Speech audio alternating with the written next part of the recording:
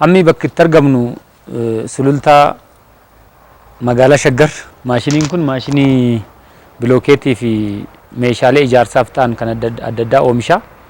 Ammas dabalataanis kan karaa irra deeman kan walking stones warra jedhamu akka cobblestoneii sinitti agarsiisa kunis warra kana jechuudha.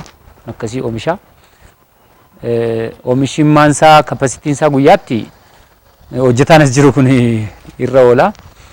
Lammatas immoo naannoo guyyaatti humna guutuudhaan yoo hojiitti seenu 11,000 amma 12,000 guyyaa tokkotti oomishuu danda'a jechuudha. Warra akkasii warra karaaf fayyadan jechuudha. Karaarra irra deemsaaf ta'an warra akkasii kana oomisha. Ammas warra green area partition gochuudhaaf gibbii keessa dallaa mana jireenyaa keessa fa'aa adda qooduudhaaf kan itti tajaajilamnudha. Kuni daandii irra qofa odoo hin ta'in gibbii mana jireenyaa keessallee ittiin hojjetama jechuudha. Yeroo gibbii mana jireenyaa ta'u tiknesii isaa kana sirreessineeti oomishna. Isaafis intaa kalarii adda addaadhaan baasuu dandeenya. Halluu adda addaatiin oomishamuu danda'a jechuudha. Humni maashinii amma 11,000 12,000 guyyaatti oomishuu danda'a. Abbaa 20 oomishuu danda'a. Maashinii Turkii fi baay'ee humna guddaa qabudha.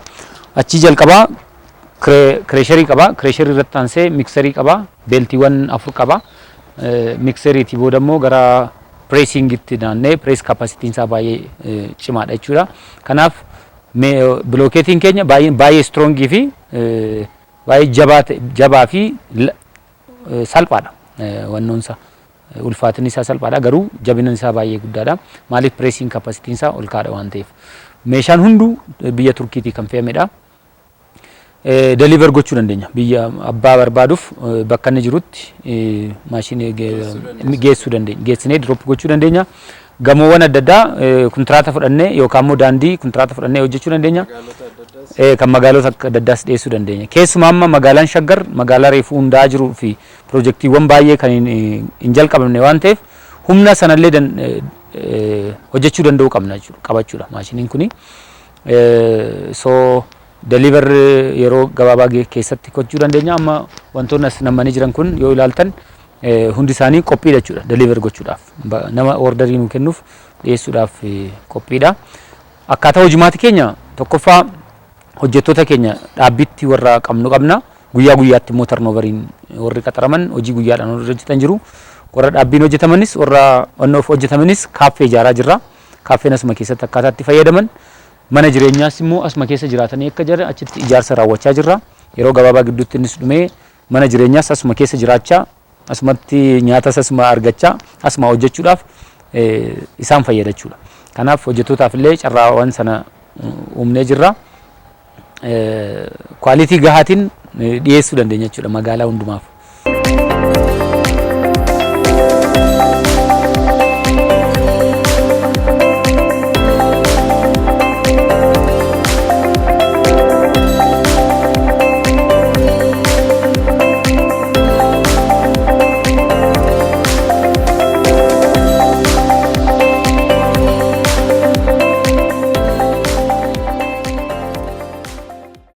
Maashiniin kun sa'aatii 18 hojjechuu danda'a guyyaa tokko keessatti.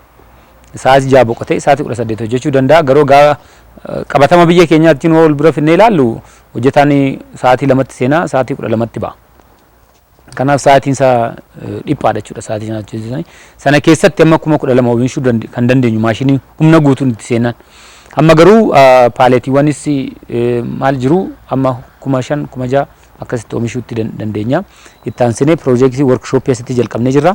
Workshooppii sanaatiin maateriyaalii barbaachisan guuttannee yoo itti deemnu akkas ta'uu oomisha humna guutuun hojjechuu danda'a jechuudha. Hojjetaan dhaabbii garuu naannoo hojjetaa 20 kan ta'u dhaabbiidhaan hin qabu.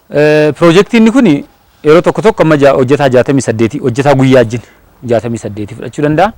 Hojjetaan dhaabbitti amma jiru hojjetaa kan foormaanii dabalatee manaajira dabalatee yookaan immoo warra faayinaansii to'atan dabalatee amma 20tti qaba. Ballachaa deema jechuudha. Ballachaa deemna. Piroojeektii baay'ee qabna.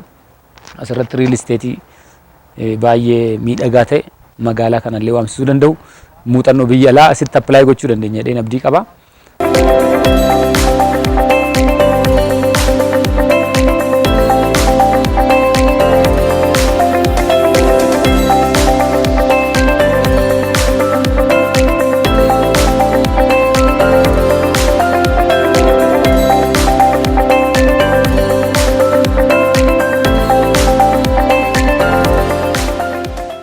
Sanduro maqaan koo Abaadir Ahmad Jaama hojjeta Ola Trading PLC ti.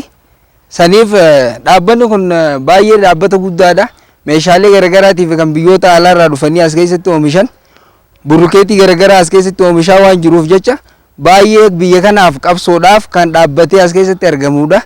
Inni kuni biyya keenya kana keessatti wantoota guddaa ni hojjeta yookaan bu'aa ni buusa yaada jechuudha akka nama tokkotti jechuudha akka hojjetaa tokkotti. Maqaan koo Tigist Hayiluun jedhama.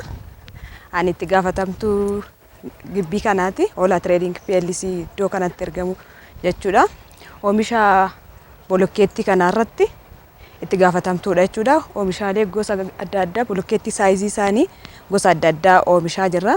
Abbaa qabeenyaa gibbii kanaa jechuun immoo namoota yeroo gabaabaa keessatti jijjiirama guddaa agarsiisanii hojjettoota irree baay'ee qacaratanii namoota baay'eedhaaf carraa hojii uumanidha jechuudha. Fakkeenyaaf ani dhalattuu naannoo kanaati.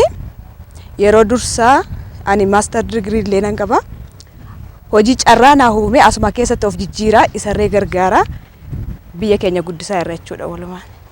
Maqaan koo Lammii Tolasaan jedhama. Ani gara dhaabbata kanaa kanani dhufe hojjisiisaadhaan hormaanidha.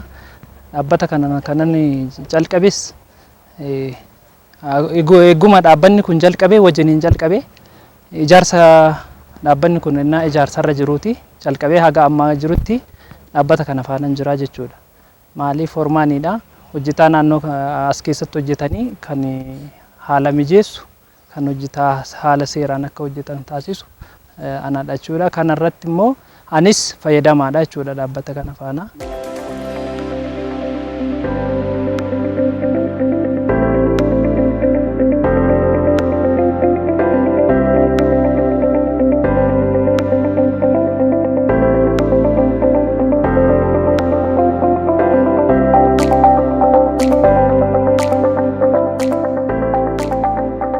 Nuyi amma kan oomishaalee jalqabneerra. Oomishaaleen kun oomishaalee ijaarsaaf ta'anii baay'inaan kan irratti hojjechaa jirru oomishaalee biyya keessatti qofa oomishaman kan galtee biyya alaatiin barbaannetti fookas gochaa jirra, xiyyeeffachaa jirra.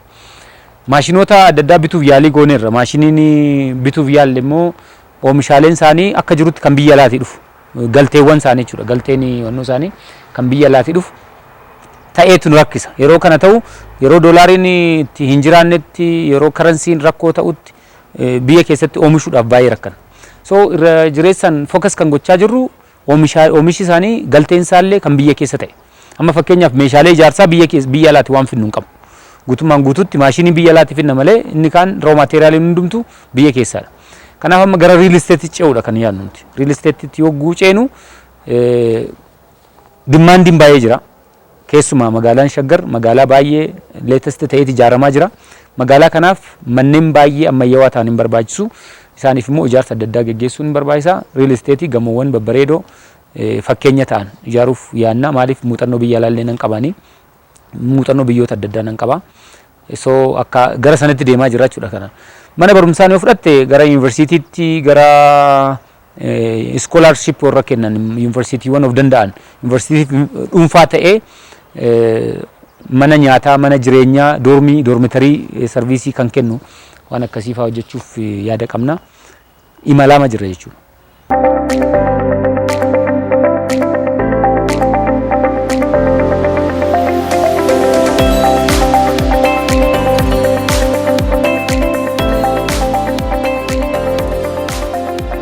Isa kana keessatti immoo jireenya kiyya keessatti beektaani waan tokko jaaladhee hamileedhaan jechuudha. Hamileedhaan jaaladhee hojjaa san keessa yooniin seene san irratti qusannoo garagaraatti fayyadamee naan jijjiirama kan jiruudhaaf qabsoo kiyya murteessaadha. Qabsoon kiyya waan murteessuuf jecha wantoonni garagaraa kan barumsa bara fuula duraaf na fayyadan waan jiraniif jecha birrii qofa osoo hin taane takka ammoo mindaa qofa osoo hin taane barnoota garagaraa as keessa waan hin argadhuuf jecha isa sanii wajjin jireenya kiyya ni fooyyessaa jedhee yaada jechuudha. Anillee akka abbaa qabeenyaa tokkotti yookaan akka obboleessa kiyyaatti gara fuula duraatti akka bakka isaa bu'uudhaan takka akka isaa kana ta'ee biyyoota garagaraa irratti maashinoota akkanaa kana dhaabee warshaa uummata keenya tajaajiluudhaaf qabsoodhaaf kaayyoo kiyya qopheessaa jira jechuudha piroosesii. Ani fakkeenyaa fi dhaabbanni kun gaafa oomisha kana oomishu akka dhaabbata kanaatti hojjedhee galiin ani dhaabbata kanarraa argadhu ittiin jireenya koo jijjiiruu jireenya koo jiraachuudha. Kanaafi dhaabbata kana qofaatu dhaabbata kanarraati fayyadamaa dhaabbata kanas fayyadaan jira jechuudha. Dhaabbanni kuni maashina biyya alaati seensisee dhaabbata maashina Turkiiti.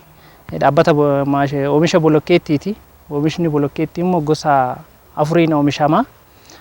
Tokko bolokkeettii abbaa 10 oomisha. Tokko teraazoo kobilistoon kan jedhu. Lammaffaa immoo bigistooniidha. Inni kuni oomisha kanarra oomishaa jechuudha maashinni kuni. Obbo Kumarraa jechuun nuuf akka abbaati. Ani akka alaqaatti ilaaleen beeku, akka nama biraatti ilaaleen beeku.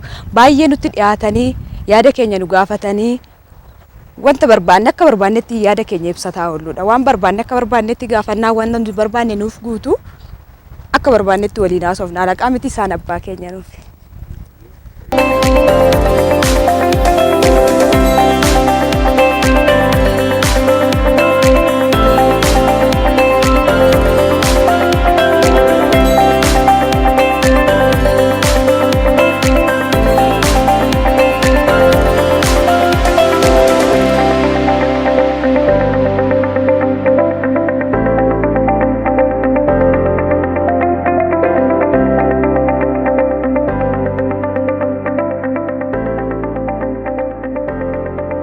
Oolaa tireedingiin kana keessatti immoo wantoonni gargaraa pulukeetiin gosa adda addaatiin oomishamaa waan jiruuf abbootii qabeenyaatis kan ta'e gara mootummaatiinis kan ta'e namoonni qabeenya qaban jechuudha.